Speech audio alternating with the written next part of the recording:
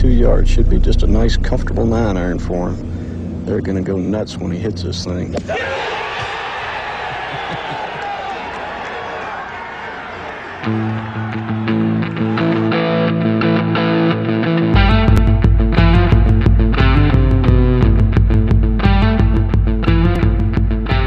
Yesterday's price is not today's price. Yo, welcome in, golf fans. We have arrived finally at the exciting, electric, and now elevated Waste Management Phoenix Open. I'm here to provide a comprehensive and hopefully decent analysis of the betting board this week. I'm Joe Idoni. Welcome into Preferred Lines. A giant welcome back to those old and maybe some new people. I don't know what happened to the algorithm today, but I picked up a bunch of new followers, probably because of the guests that I'm going to have on here in just a few minutes. But welcome in if you haven't checked out the show before. As always, would genuinely appreciate a like and subscribe. If you can pop on over to the Preferred Lines YouTube page, would love you to subscribe there as well. If you have any questions, feel free to drop them in the chat. I will do my best to try to bring them up. Thrilled to have you along for the ride.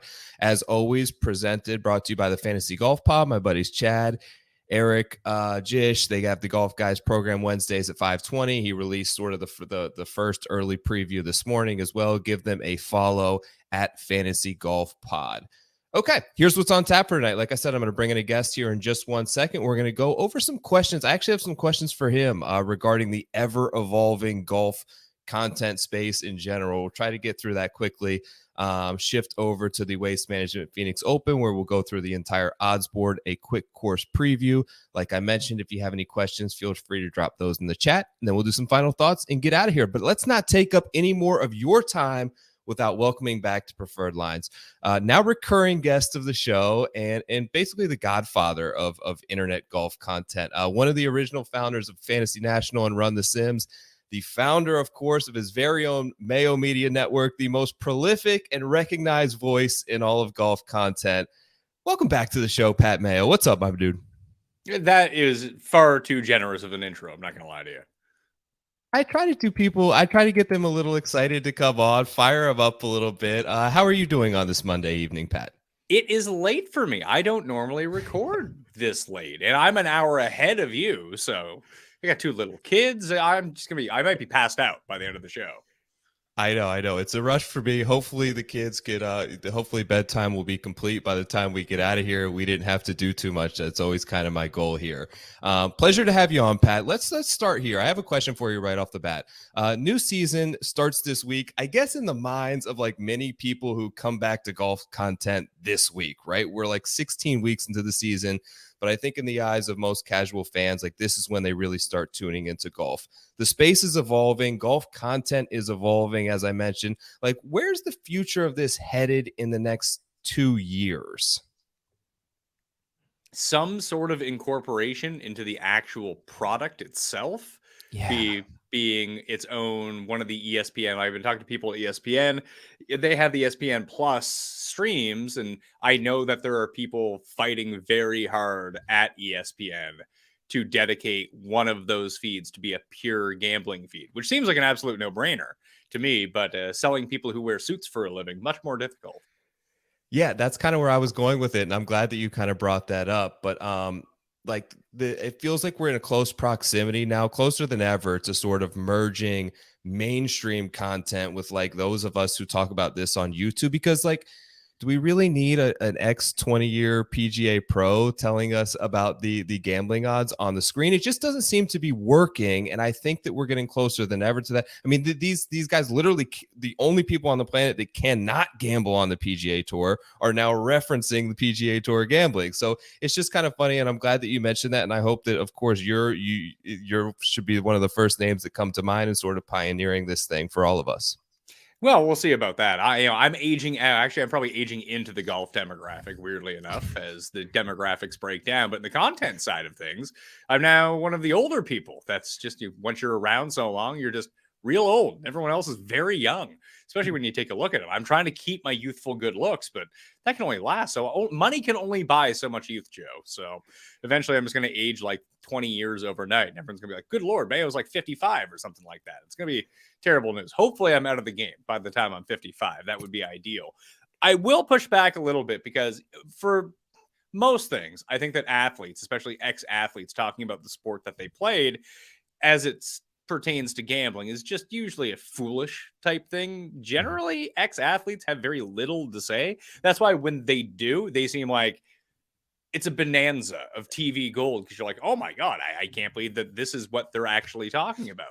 Generally speaking, like the best hot take artists or the best analysts end up coming from ex-journalists who transition over to more of an opinionated style because they're fluent with what hot takes are, how to actually construct an argument, what the actual storylines may be. And then they have all of this media training where they can go on speaking from in front of a camera, unlike myself, pretty eloquently and actually deliver the message that they wanted to deliver. And when you talk about athletes, it's and I don't know, they really want it. You got to really want it. If you didn't really want it, how did you ever make it? I suppose. And when one team loses in the Super Bowl, I mean, just look at Phoenix this week. 135 guys are just not gonna have. They didn't want it enough, Joe. Only one guy wanted it enough. That's why he won. But golf is weird because these guys are gambling all the time anyway. You feel like it would be a very natural transition. It doesn't translate. Yeah, I think you're right. And I think that I've tried in some of my content to sort of blend it. And I'm much younger into this than you are. Like I just started 3 years ago. So originally it was about the picks and then it was about information. And now I'm kind of shifting toward this like medium ground of understanding that the show is mostly for entertainment for people. So like I commend you on like what you did with Fantasy National to start up. And I think it was brilliant of you to be one of the first to just give people the tools, right? Instead of giving people picks, instead of giving people, this is who you need to take, give them the tools to kind of figure that out themselves. And it seems like much more of a sustainable business idea. Am I right? Than just like, because eventually you're going to lose. I'm going to lose. We're all going to lose, but they can kind of blame themselves if they were the ones that create the model versus blaming the tout on their pick site that they subscribe to. Well, they can just yell at a computer, and then the computer doesn't register that anyone is yelling at it. But it does put the onus on the person who's making the picks, where all of gambling should lie as it is. It's fun to go on camera and yell about picks and try to make that as entertaining as possible. But you hit on it. Everyone loses. Most people lose far more than they win, like especially in golf. Because if you win once every 6 weeks or so, you're probably going to, if you structure like betting cards properly, you're probably going to end up for the year. That's like 1 out of every 6 weeks picking a winner. And since most of us lose, you have to find that we're losing a whole lot more than that, or we're horrible with bankroll management. Yeah, I think we all could use a little lesson in bankroll. Like we're not. I think there's a difference, right? And I think you and Rob, I wanted to reference the show that you and Rob Pizzola did on basically the gambling content space in general. I think it was fantastic. Anyone who wants to go check that out, it's up on Pat's Mayo Media Experience feed and the Pat Mayo Experience feed.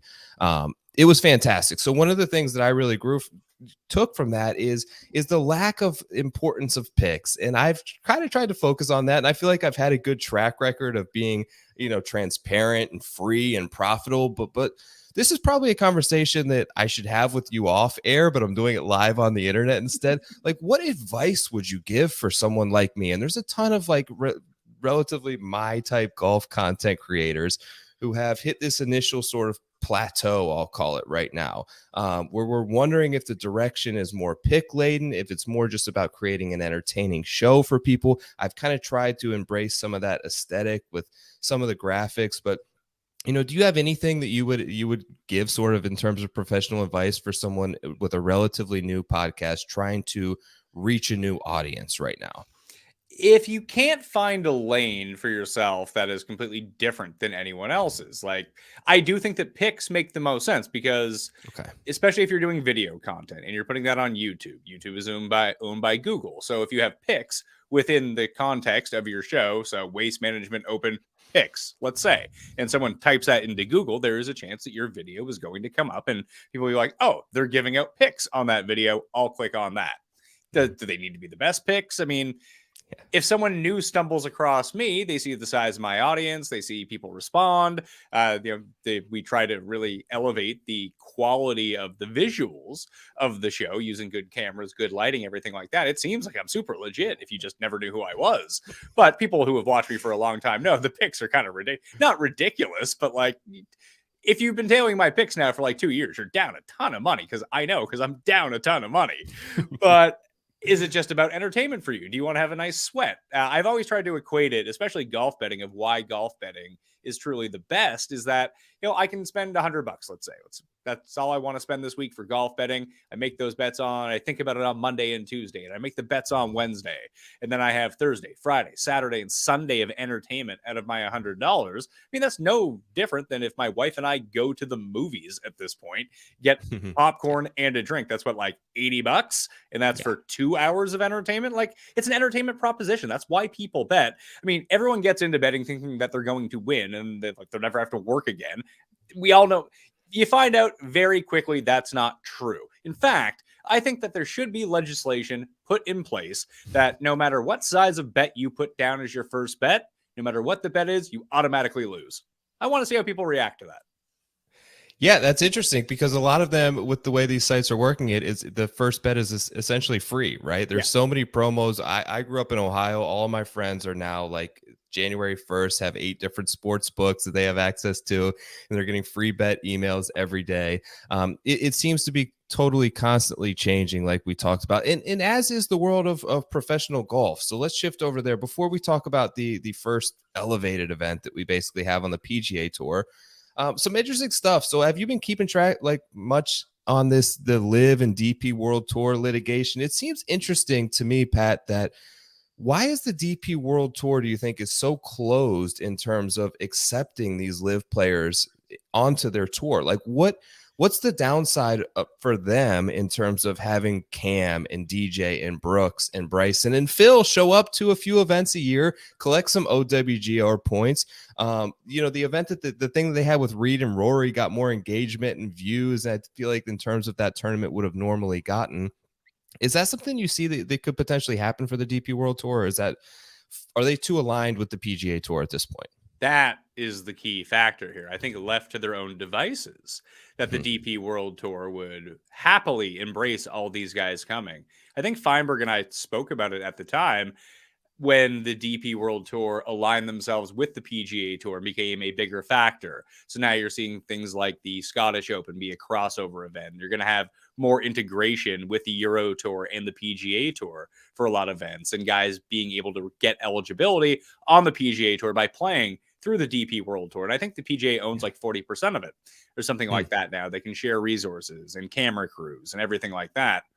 I thought they would have been better off signing up with LIV to create these weird proxy wars in a very legal fashion overseas. And just from what you saw in Dubai 2 weeks ago with Rory and Reed, like, that was amazing. Like, Poulter was up there on the leaderboard. Like, it's a great way to still retain some of the star power of the guys who left for LIV. And I think people are, like, kidding themselves to not think that the guys who went to LIV actually do have star power. They basically just took who had, I would say, the highest Q ratings, because obviously Tiger didn't go, Ricky or Jordan or Justin Thomas or Rory or John Rahm, doesn't matter who it was. Like, those guys are obviously huge stars, but they took the actual, like, characters from the PGA Tour, the players that people love to root against.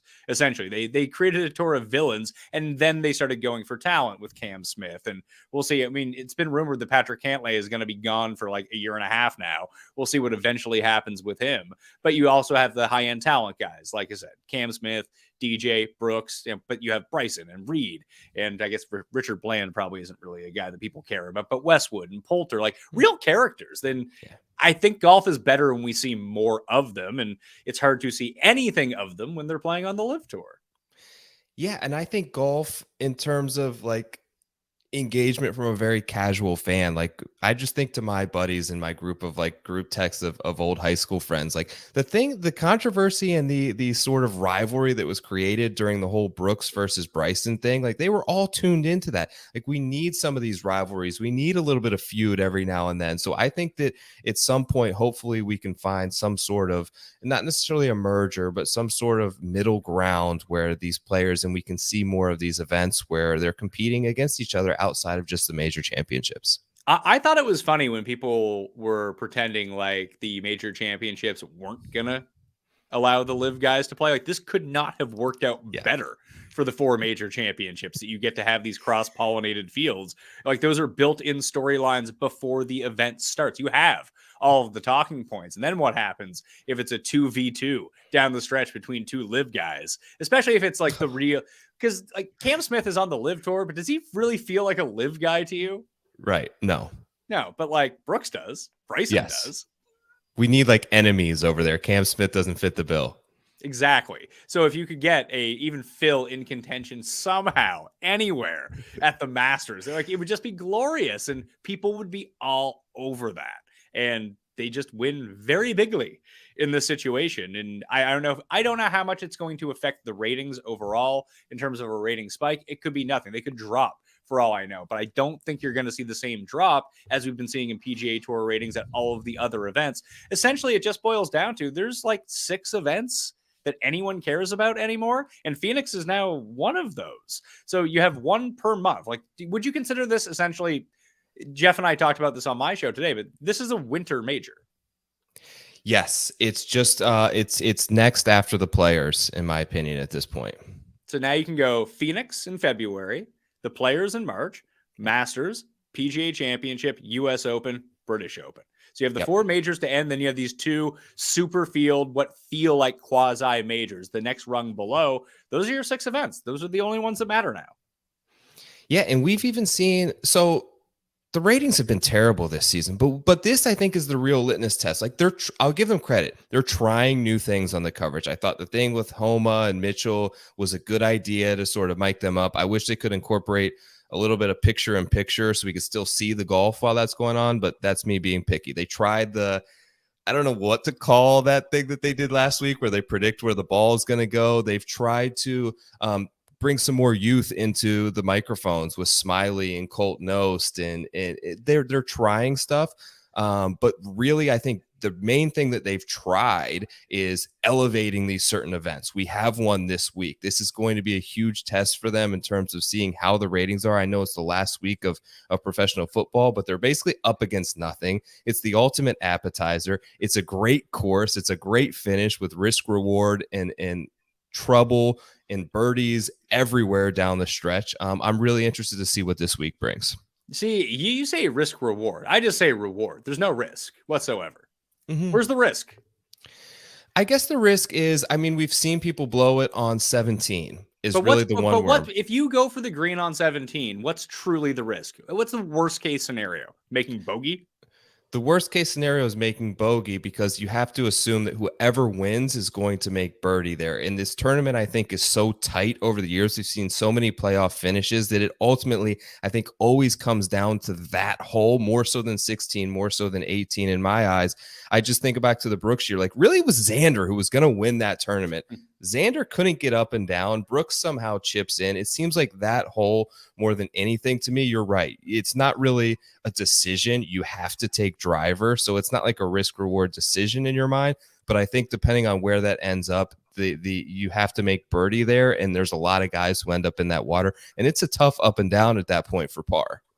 It is, but I think the field converts par after hitting into the water like 45% of the time, which is a super high number. Mm-hmm. Yes. For finding the water. It's funny. The worst spot you can really be with that Sunday pin that's in the very back right is being at the very front of the green. That seems like the worst Such spot. a long putt. Yeah. Yeah, like the 3-putt percentage is like 70%. Remember Ollie putted it into the water from up there? I think a couple of guys have near putted it into the water even after Ollie that I remember in recent years. So I would guess that's the ultimate risk reward, is just don't hit it to the front of the green. Other than that, you're going to be fine. Yes. So I'm going to get into the course preview real quickly. We all know it. TPC Scottsdale, The atmosphere is incredible. 7,200 plus yards, par 71. Tom Weiskopf, masterpiece here, I would say. The green's larger than average, flat, oil slick. I'm going to call them Bermuda grass greens. I know there's like 8 different grasses in there, but How about this? they Easy greens. they are easy, but they're quick though. Like Sure, they're but like you've seen so many shit putters putt well at this event. You're right. Kyle Stanley comes right to the top of my mind. Hideki, Scotty Scheffler. Yep. Almost zero rough, noteworthy. I think the water creeps in some precarious positions along the back. Winners of the last 12 years have averaged 46-1 on the odds board. Historic cut line -1. Last 6 winners: Scheffler, Brooks, Webb, Fowler, Woodland. Then Hideki won twice before that. In terms of key stats this week, when you, Pat Mayo, are building sort of your fantasy national model that you look back on years from, what's like your top 2 things that you're giving the most weight to this week for this course? Strokes gained off the tee and opportunities gained. Okay. I have strokes gained off the tee very high as well. I was actually looking, so Fantasy National, I'm going to pull it up here just so I can bring this on the screen, because I've noticed something interesting about this course in particular, and all the water I have in my notes from previous years basically lines the left side of the hole. So what I found that's kind of interesting that I think Fantasy National has that I really haven't seen anywhere else, if you go to fairways and greens, you can kind of look at this driver avoidance where they miss, right? If they play a draw, typically their driver avoidance left rating is going to be very bad, like you see for Rory McIlroy here. If they primarily play a fade, you're going to see it on the right hand side here. You have Justin Thomas, who can't hit a fairway either way, but I think that there's something about Xander who doesn't tend to miss left very much. I think that's why he's had some success at places like Phoenix, because he's able to keep it. Sahith comes right to mind. Like Sahith misses everything to the right. He pushes these big giant fades off the tee and he doesn't miss anything to the left because of the way he sets up. I think that's why he was able to play very aggressively here. So one other thing that I was kind of looking at in Fantasy National this week, and of course I always rate, when looking for outrights, Pat, I try to put a little bit more emphasis on around the green game. I don't know how you feel about that, but I just feel like it's so important in terms of hitting an outright bet. I don't know if this is in my mind or not, but if you're going to pick a winner, they have to be able to get up and down in situations like I talk about Brooks. We saw it was the difference for Colin Morikawa when he lost the Century. We saw it was the difference basically for Max Homa a couple of weeks ago. Being able to get up and down in certain positions, ultimately, I think, decides the winner more often than not on a Sunday. Yeah, I think it's less important at this course because, like you said, it's a higher than average green in regulation. There's essentially no real rough that's around. You need to be decent at a greenside bunkers, I suppose. Yeah. So if you're gonna miss, that's probably where you're going to miss. But this tournament weirdly has a bunch of holeouts from off the green. So almost like putting, I feel like around the green is weirdly neutralized at this course, where guys just chip in all the time. There is a lot of that here. I think you're right, because it's such flat greens that you're really never short-sighted, where we saw so many times at Pebble and the Farmers, where if you were on one side of the green, it was impossible to even really get it close to the hole. I think you have that opportunity here. Let's talk about the odds board a little bit. Up at the top, John Rahm, plus 850. These are numbers at DraftKings Sportsbook that are up at Fantasy National now. Rory's 9-1. Scotty Scheffler, 14-1. Xander, 14-1. Tony Finau, 18. Morikawa, JT, Cantlay, all at 20. Where are your eyes drawn to at the top of the odds board? Thomas and Morikawa. Okay. Why so? They're both in the 20s. Yeah, I know. Okay, so I heard this. I wanted to ask you this. I heard you and Jeff talking about this, and I want to have like a little constructive debate here, because I've been quiet on this take, but you said 10 out of 10 times they're the same odds, right? Max Homa and Justin Thomas. You take Justin Thomas every time there. I think Max Homa is creeping up there and doesn't really get the credit he deserves. He's 2 more points here on DraftKings. I think if they're even odds, I kind of like Homa in that situation. You might be right. I'm just talking about for me. If you were to list them both at the same odds and tell me, who do you think is going to win this golf tournament? I'd be like, Justin Thomas. What I've noticed about JT in the last 2 wins, primarily the Players and the PGA, obviously huge wins that Max doesn't have anything quite that big. I mean, he's got Riviera, he's got Farmers, he's got some big ones, right? But nothing like that. They were big come from behind Sunday victories, both of them. I think Bryson kind of was a prohibitive favorite in that Players, and Thomas was able to charge. Now, I remember there were some huge numbers on Justin Thomas, like late Saturday, Sunday morning in that event. Same thing at the PGA Championship. There were like 100 to 1s out there on Saturday and even into Sunday. And he's able to sort of really good at charging and hitting full speed on the gas. I think Max has just been so impressive to me, and he's got 6 wins now in the last 3 years, 5-0 in the President's Cup. He's done it from behind. He's done it from the lead. I just don't see any deficiencies in his game, Pat, where I know Justin Thomas has one major deficiency that I could point out. I feel like Max is just a really well-rounded player, and I think right now I'd put him as like maybe the 5th or 6th best player in the world. Seems like a lot of recency bias. It is. It's totally Like, recency bias. Like why like overall, like if we're just going to take it so you say like past 4 years or past 3 years has the 6 wins. It's really good. I mean, if we just go past 2 years, Hideki has 3 wins and a major. Mm-hmm. So would you say he's a better player than Hideki? I would say right now, yeah. I think my argument is just he's a better player.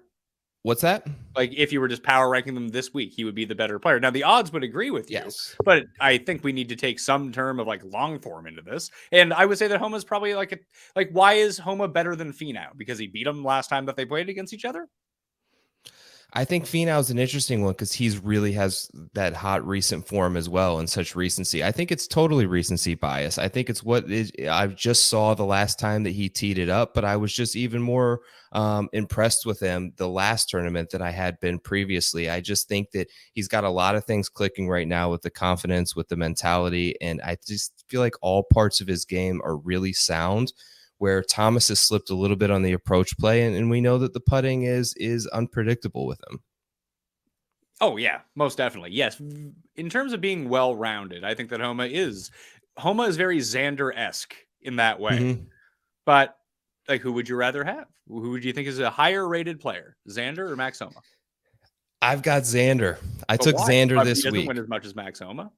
I know. I don't see the flaws. It's very much a similar reason that I don't like in Justin Thomas, where I know that the approach play has been struggling of late. He's actually lost strokes on approach his last 36, and the putter's just so volatile to me. I feel like that he's very tough to predict. Now, if Justin Thomas is in a position where he's 4 or 5 back on Sunday and you can get him at 50 or 60 to 1, I think that he's a very likely candidate to make that charge because he gets on these super hot runs and he's shown the ability to do so.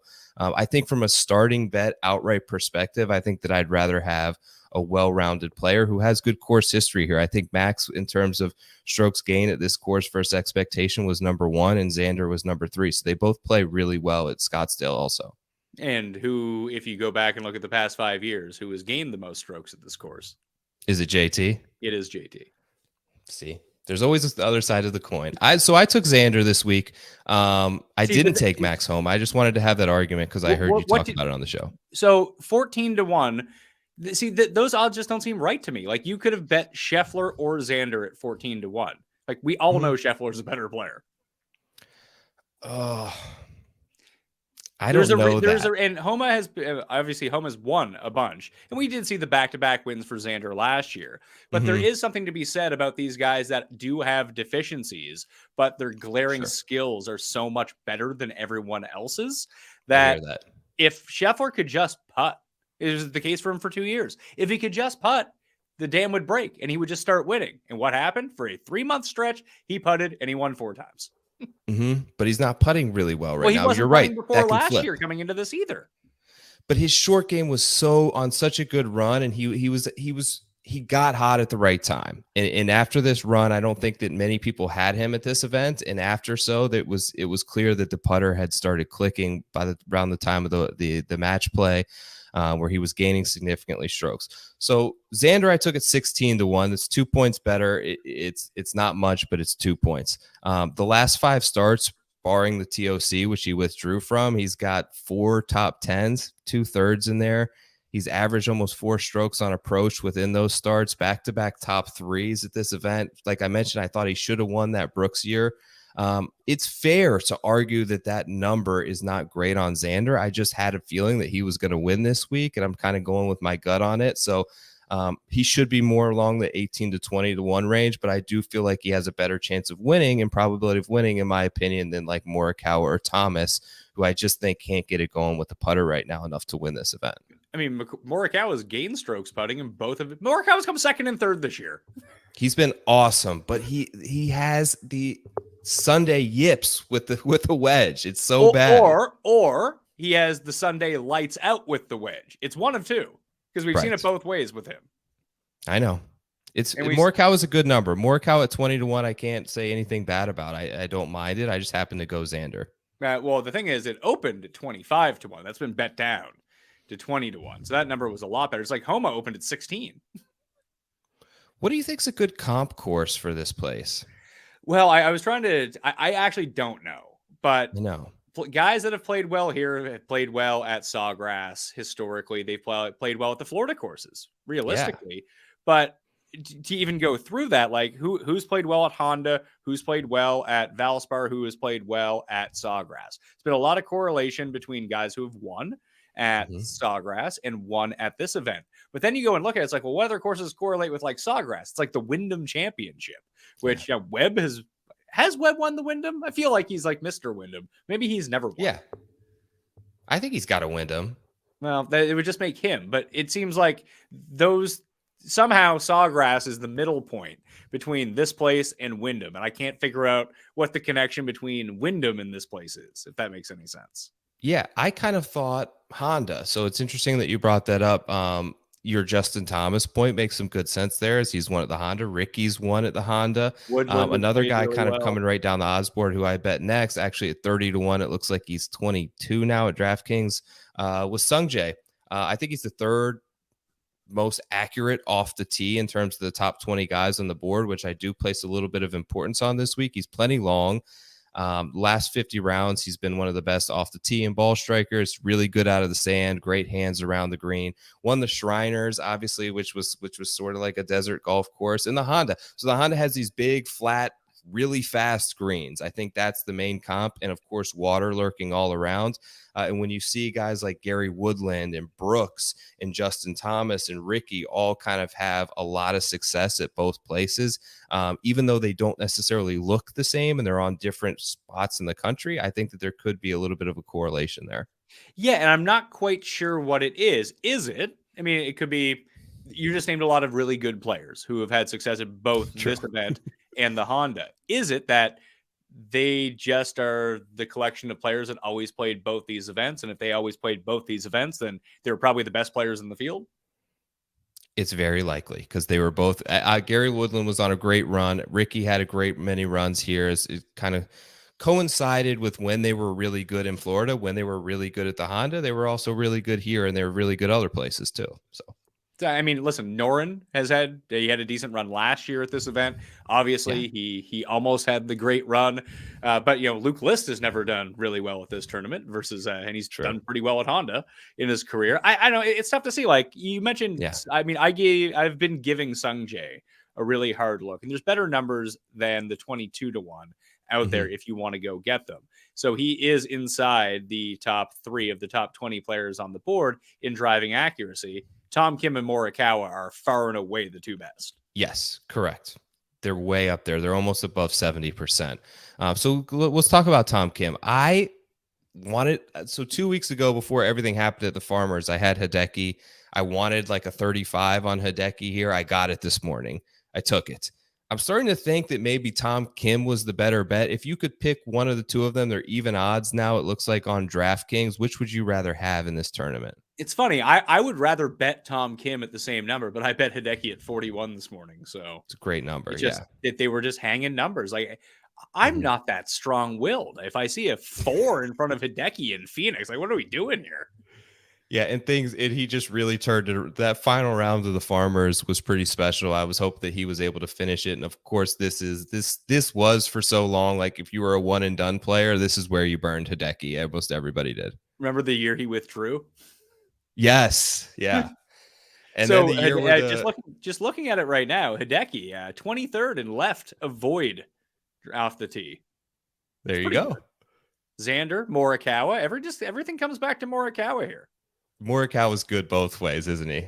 He is good both ways. Yeah.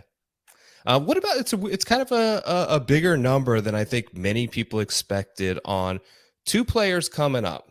So one is Victor Hovland. I was kind of shocked to see like a 35-1 on him. And the other is a little bit further down. I think you and Jeff talked about it a little bit, but there's like 50-55s out there on Sam Burns. Both players have won a lot in like the last year and a half. Both are incredible talents. We know the upside is there. Sort of strange numbers on those two guys, right?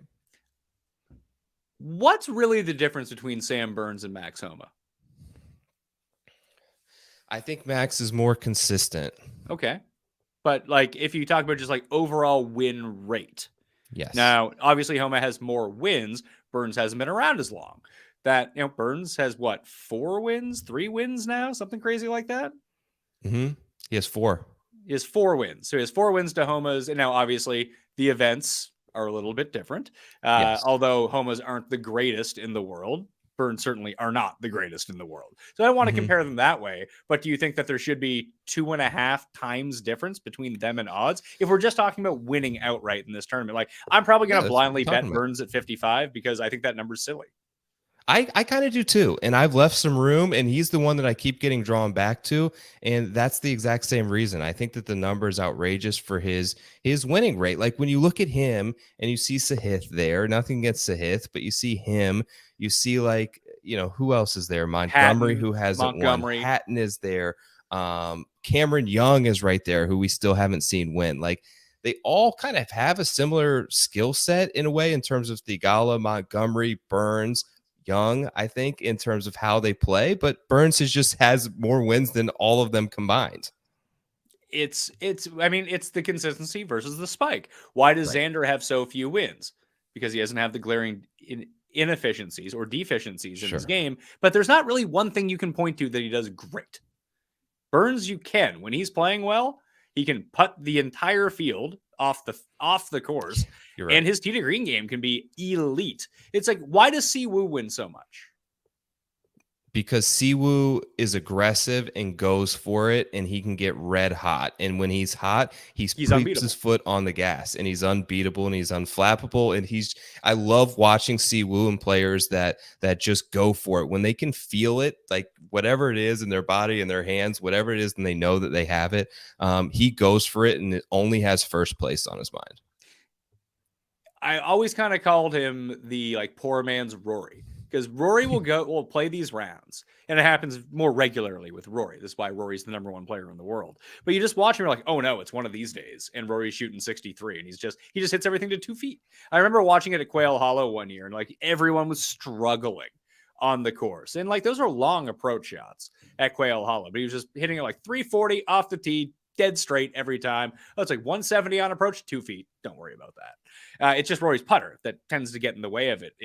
But Siwoo does that twice a year in isolated rounds. It's like, oh my, like where is this guy all the time? Yes, the irons are on fire, and he like even just going back to Sony, like to teeing up the 3-wood like that, and like hitting it onto the green with a 4-iron out of that bunker that nobody was getting. I just love to watch him play. I wanted to ask you about Rory, and this is kind of circling back to what we were talking about before, but for guys like Rory, right? And we're 16 events into the PGA Tour season. This is event number 17. We've seen the number 1 player in the world, the face of the PGA Tour, the person who stood firmest and was the voice of the tour once this season. He won, of course, but we've seen him one time, and he does a lot of talk about growing the game and all this stuff, and then he goes and skips the Farmers to take the paycheck in Abu Dhabi, and he skips the Tournament of Champions. Like, I feel like we're very cautious in terms of saying anything negative about Rory, but like, is it a wise move for the tour to elevate these particular events that we're going to get great fields anyways? Or would it be nice to see the RSM or God forbid the Honda or the Sony and like force him to drive 10 minutes down the road from Jupiter and play in the Honda Classic? Maybe, but I think they've picked, Honda's leaving as the sponsor, right?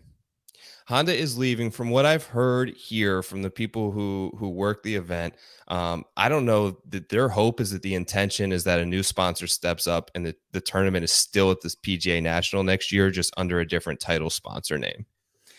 It's just you can't have that many big events, as we found out. And like Mm-hmm. one a month is kind of what you want to aim for at this point. And I don't begrudge Rory for not playing any of these shit events during the swing season or the beginning of the year. And listen, it's a payday for him to go over and play in Dubai, but that's a DP World Tour event. Like Yeah. that's a tour he is a member of as well. So Mm-hmm. you can criticize Rory for those things. I think that's completely fair game, but I don't think anyone has done more for the PGA Tour since this live thing started than Rory McIlroy. It's fair. That's a great point. So, It's and if you just talk about growing the game, playing in Dubai is a part of that. you're right. That's very fair. I almost feel like we should almost have two separate seasons in a sense, where it's like a preseason where we get a lot of these Corn Ferry Tour guys and guys can play, but it just feels weird starting at event number 17 and we've seen the best player in the world once. But most people don't realize it's event number 17. You're right. You're right. And that changes this year, right? That does change this year. I'll have to look at how the schedule pans out, but yes, they are making those adjustments moving forward to the schedule. So I think this is the last year of this current format. So you're right. Maybe it all switches up next season. Because there is no more swing season. It's something different now, I think.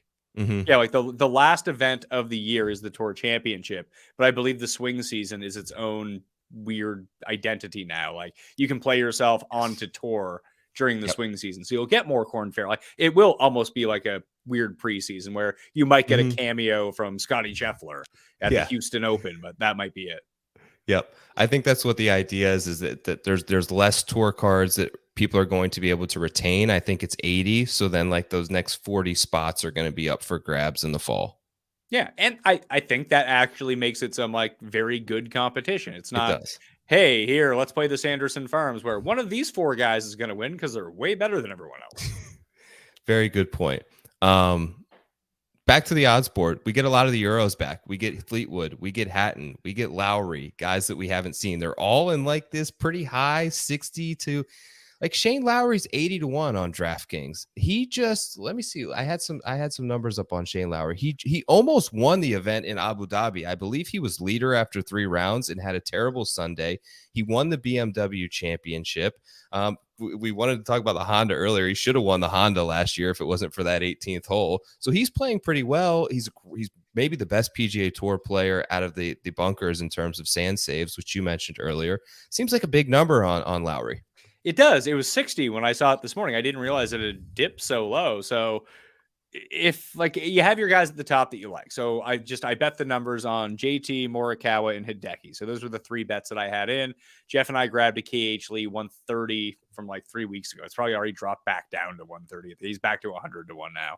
So no great value on that one. But after that, like if you do want to take, because this is so much different, because I've seen a lot of people quote like, well, I think you even said it, like the average winner here is like 46 to 1. Well, this field's not usually this good either. So you're most likely going to get someone from 30 to 1 or below. So how many guys do you really want to take? And does that mean that the long shots have a lesser chance? I believe that they do this week. But if you're going to take a long shot, at least take a long shot with pedigree. And that makes a lot of sense to me. Shane Lowry, 80 to 1.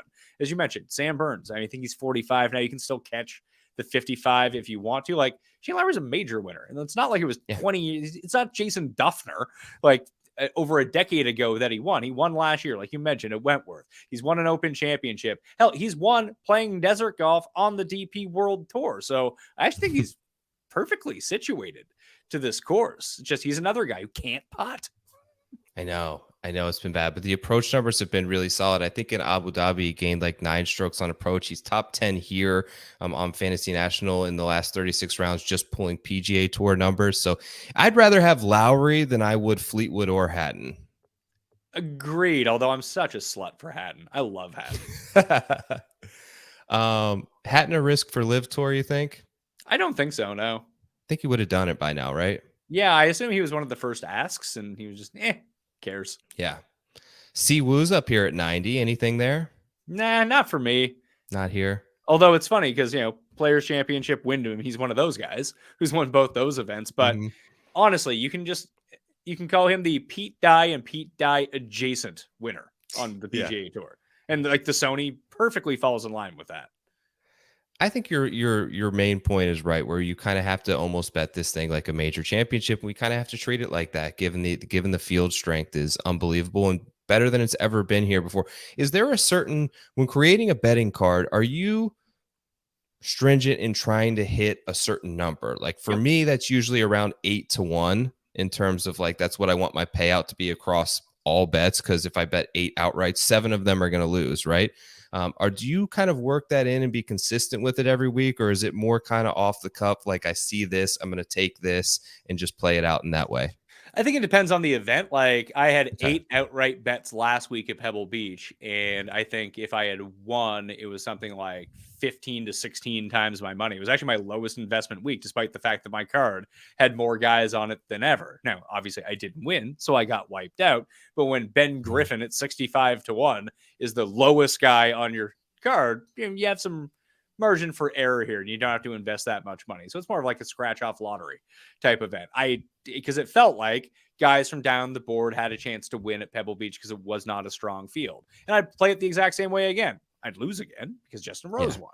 And I just wasn't going to get there with his number. This week, I think it's sort of the opposite, that I don't want to take too many long shots because I just don't see it happening. And yeah, I try to keep it between 5 and 8-1, essentially, is what all my bets will somehow pile up to. I don't like to go anywhere below 5, but sometimes I can't help myself. And I don't want to miss out on it. Listen, this is why I'm not a professional bettor. And this is how most people bet. But I do want my wins to mean something. If they do win, to my bankroll to keep me going throughout the course of the year, like hitting Max Homa. It's funny that it feels like I've been shitting on Max Homa. I just bet him to win, and he won. Yeah. It's great. I do love Max Homa. I don't want to feel like that's not the case here.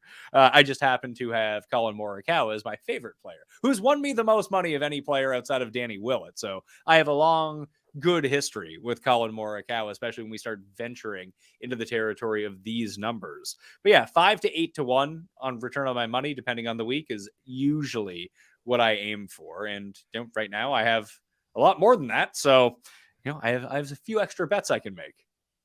Yeah, so I hit Justin Rose today, but the man single-handedly who has lost me the most money is Denny McCarthy, and he was close and made a run. Who's lost you the most money over the years? You just can't get right. Who have I never got right? I mean, I didn't hit any of the Schefflers, and I used to bet Scheffler all the time. Mm-hmm. Who else? It's probably him. Yeah. Just because he went on that run, but it's hard when you're used to betting a guy and you consistently bet him at 40-1. He got the one win that you missed, and then ever since then you can't get him like north of 20 pretty much. I don't think I've ever bet on Rahm and he's won. I've never had Rahm, yeah. But yeah, I mean, most of the guys that I've bet on that haven't won like aren't near the top of the leaderboard, like the betting cards anymore, because they're not good. That's my thing with Denny, man. It's like I feel like I'm stuck to it. So I've had success with a couple of these guys. Like Svensson last year was one for me. I'm like, I believe in this guy. He's my guy, and I'm just gonna keep betting him. And finally, I got him. I feel like that's going to hit home one day for McCarthy, but that still remains to be seen. 45-1 though. Last week, I would rather have him at a bigger number when he's not playing so well, and maybe it'll cash at 80-1, so I can actually get all my money back on him one day. I mean, that happened to me and Luke List. It can happen exactly. Anyway. Exactly. Pat, thank you so much for hopping on the show and interrupting bedtime in your evening schedule to be on Preferred Lines. I really appreciate it. Obviously, Mayo Media Network, Pat Mayo Experience, iTunes, Spotify, YouTube channels. What else you got going on this week for Phoenix? The Listeners League, I finally got the link, so that is now in the YouTube show. Obviously, it's the best tournament on DraftKings, and I would encourage everyone to go play in it. Get your 3 spots. Why? I don't understand how people could listen to me talk on my show, play on DraftKings, yet not play in the Pat Mayo Experience Listeners League, knowing it's no rake. Like, what are you doing? I know. It's like a juice-free sports book. You'd rather go lay like minus 130 odds than play the even odd no rake Pat Mayo Experience contest, the best one on DraftKings, like you said. And you know that I'm in it, so I'm not. I mean, I did win once. That was nice. That's right. You did. I mean, the guy that I've bet on the most, who's lost the most money, is me. So you've got 3 dead entries in it. So now you only have to beat 2,997 others. Exactly. And if people do want to go check out fantasynational.com, because they're just getting into it right now, fantasynational.com/Mayo will get you 20% off any membership level. I always recommend to people if they want to test the waters a little bit, because Riv next week is going to be fun as well. Just wait till Wednesday, get a weekly on the 20% off. I think it brings it down to $7. But if you get it on Wednesday, you get Wednesday to Wednesday, which means you still have time to do your research, generate your lineups for Phoenix. Then you get all of next week plus all the live stats this week. So basically make it a 2-for-1 for yourself, the best way to get in the waters. And you would mention Run the Sims off the top. Run the Sims is free for the Super Bowl if people want to go take that a test drive. It's completely customizable. It's built on 10,000 simulations, but you can punch in the numbers that you want to simulate everything 10,000 times. So whether that's creating showdown lineups for DraftKings or other daily fantasy places, or even just checking out all the prop tools for both medium projections, high upside projections. We even have a prop range finder where you can type in the VIG along with the yardage and the player, and it will tell you here's how often it hits and whether or not that is a good bet even with the VIG, which has been very helpful for me this year. And all that is free this week. You just got to punch in your email and boom, you're good to go. You got like USFL stuff on there and all the other leagues too? Starts next week. Awesome. XFL starts XFL, next week. baby. And like I know that sounds really stupid, but it was a fucking print fest last year with Run the Sims. It has. I can imagine if you have a sharp person who understands what's going on there, it's gonna be probably the loosest lines you'll catch. I played. I stopped paying it because the prize pools on DraftKings just got so horrible by like week 5 of USFL. But for the first 5 weeks, I think I ended up winning. Like I know how good Justin had been with XFL first time around. It's like, all right, I'm going to trust Justin's numbers and just go with this. I was like max entering I never max enter tournaments, like showdown tournaments, like the 4-game slates, and just having that many different combinations. It was just like a train of Run the Sims people at the very top because the projections were dead on. But the big thing was the individual player props where you weren't going to find them on a Sportsbook. Prize Picks had them all. I won like $15K on Prize Picks just because of USFL. Awesome stuff, man. I appreciate you coming on the show again. It's always, Pat, it's always a little unnerving having you on because you talk. It's not like you don't talk to me. I know. Listen, here's why, because you push back on me on stuff, and a lot of my guests, to their credit or whatever it is, don't really do that. So when you push back on Xander and Homa, I think it helps me. It makes me better. I enjoy it, even though it is a little bit unnerving. You gave me some great advice, sort of, and anyone great advice on sort of growing their platform and audience. So it's always awesome to have you on the show, and I appreciate you accepting the invitation, as you always graciously do. You always say people are like afraid to ask you, but every time I say something to you, you're very kind in your response. So it was great to have you on once again. You will notice the guests on my show, predominantly the ones that I have on all of the time, are the people who fight with me. That's right. I hope to be back on soon. It's been a little while. I don't have like rotating guests anymore. I know. So I know. That's what it is. It makes it so I have to like carve out special shows so I can have on people that I really like talking to. It's good now that football is over. Like I have a designated free day essentially every single week. So I got to figure out what I'm going to do with that. And just, it can be anything. Like the show that I did with Pizzola last week was great. That was a fun one. I really enjoyed that because he has a lot of insight to stuff that both me and I think the audience don't have insight to. And I can be a conduit to ask those questions. But I want to be like, I don't get to talk to Raza enough anymore. And like, I used to talk to Raza every week. I have to now figure out a way to come up with topics that are like relatively evergreen that people would still want to listen to every single Thursday, that they can kind of, hey, the first round of golf's on, I'm at work, I'm on my commute. What can I kill 90 minutes with? And just have all the people that I really like back on all the time. Well, we hope that the fantasy stream, ESPN Plus, whatever it is, comes to fruition soon, and you should be one of the top names on their list. So it's great to talk to you again. How you doing in the season-long draft, by the way, that we had? I think I'm in second because Pat has Rom. Nice. Well, yeah, Pat Pat's has way Rom, up there. So I have Morikawa. He was my first pick. So obviously he's been doing very well. Davis Thompson, who I like in this event, by the way. Huge. I think he's 250 to 1 at DraftKings. Getting a second place finish already at a Davis Thompson, I think made him more well worth the last round pick. Hey, Davis Thompson in the desert. That could be the new narrative we got to watch out for. I believe I've actually said that already this week. So, I'm just making it up as I go along. Aren't we all? Great to have you on, man. I'll talk to you soon. See you, man. See ya. All right. What a great conversation with Pat Mayo. Like I mentioned, the godfather of tour betting content. So I'm going to get into sort of the final thoughts segment. I appreciate all you guys for checking out the show. Thank you for all who've sort of liked and commented here. So I did a segment to end last week that was kind of unusual, and I've been doing this with Byron that I talked to, with a very open and candid conversation about some like just personal struggles that are going through. And I wanted to kind of circle back on that. I found it awesome, all of you that sort of reached out in support of me, and I received within the golf Twitter community, and just people that said, we appreciate you sharing your story, and we're going through something similar. So hearing some of your stories helped me. I want you guys to know that. Made some of the struggles and qualms with my life pale in comparison to hear what some of you guys are going through, and it helps put perspective on everything, which is inherently something that I struggle with more than anything. I think is having a good perspective. I was always like super into stats. I think it's one of the reasons that I'm into like sports gambling and picks and DraftKings and all this stuff now, is I was super into statistics from a very young age. I've always been drawn to them.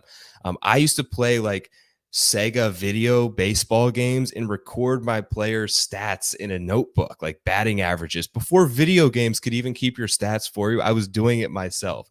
So I like know and have this feeling that the wheel can't always spin black, right? No matter how good things are going, you feel like red is coming. No matter how many times it's spun black, red is coming. So it's difficult to sometimes enjoy some moments when it's really good, because I feel like the ball is going to drop, and I know that something bad is going to sort of offset that. And sometimes the way your brain is wired, you will manufacture that bad when it's not really there. And I think part of that is what I was doing, and not looking at things through a particular lens the way that I should have. What if good things just keep coming to you? I put this out there last week. This is sort of a great example.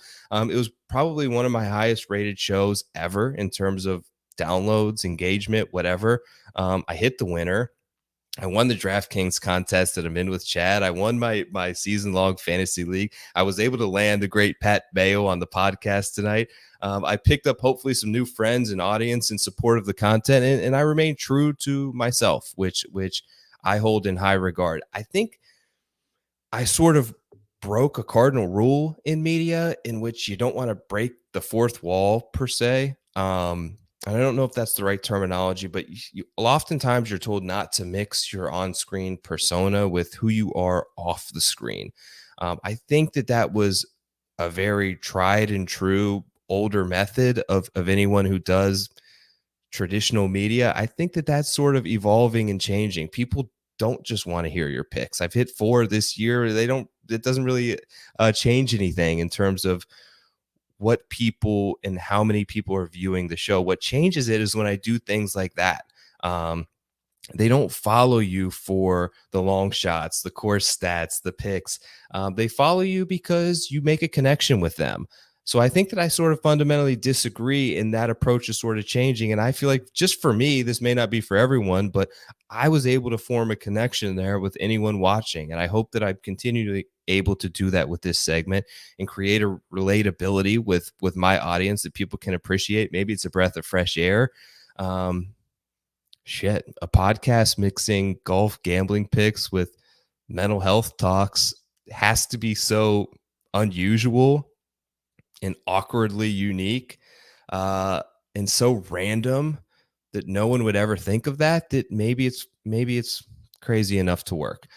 Thank you for being a part of the ride. I can't wait to catch you next week. Enjoy Phoenix, enjoy the Super Bowl, have some good appetizers, make some good food for the family, have a few drinks, love a moment in life each day, and we'll talk to you next Monday.